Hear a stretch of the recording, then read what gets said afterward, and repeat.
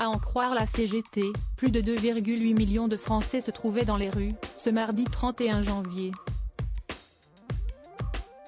Une mobilisation spectaculaire contre la réforme des retraites voulue par l'exécutif est examinée ces derniers jours à l'Assemblée nationale.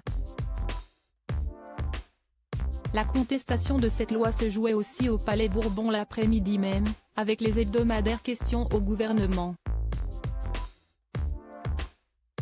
À gauche de l'hémicycle, Sandrine Rousseau s'est adressée au ministre du Travail, Olivier Dussopt, en relayant les questions des habitants de sa circonscription, à la fois en colère et effrayés par la réforme qui prendra effet à l'été 2023. Vous savez ce que si est cette sagesse de la rue, si est un vrai truc, a commencé la députée parisienne de la NUP. Lisa avait cette question pour vous, je cite. Croyez-vous vraiment que les gens de plus de 55 ans au RSA retrouveront du travail pour cotiser? Bien sûr, je précise, elle ne parlait pas des 15 à 20 heures de travail gratuites et obligatoires que vous imposez mais d'un vrai travail avec un vrai salaire, a lancé Sandrine Rousseau avant d'énumérer plus d'une dizaine d'interrogations poignantes et légitimes concernant la réforme des retraites.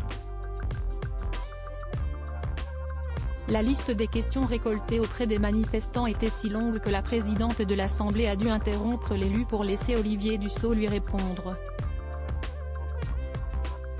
Je note que vous ne faites qu'écho aux désinformations, aux fake news que vous ne cessez de proférer sur le système des retraites, a regretté le ministre qui peinait par ailleurs à trouver ses mots. Supérieur à Catherine Colonna, Christophe Béchu, François Braun, qui sont les ministres du gouvernement Borne? Olivier Dussopt enseveli sous les questions sur la réforme des retraites au micro de l'Assemblée nationale, Sandrine Rousseau n'avait pas non plus manqué de rappeler à Olivier Dussopt son passé politique. Marie-Pierre, 83 ans, voulait que vous vous souveniez qu'avant vous étiez socialiste, pourquoi avoir tant changé? A notamment lâché la féministe de 50 ans, avant de continuer l'énumération des questions préoccupantes des manifestants. Karine se demandait, pourquoi le gouvernement dit-il que ce truc se fait pour l'intérêt de tous alors que ça touche uniquement les plus précaires, les carrières EHC et les carrières longues? A poursuivi l'écologiste, alors que la chaîne parlementaire montrait au même moment le visage rieur d'Elisabeth Borne.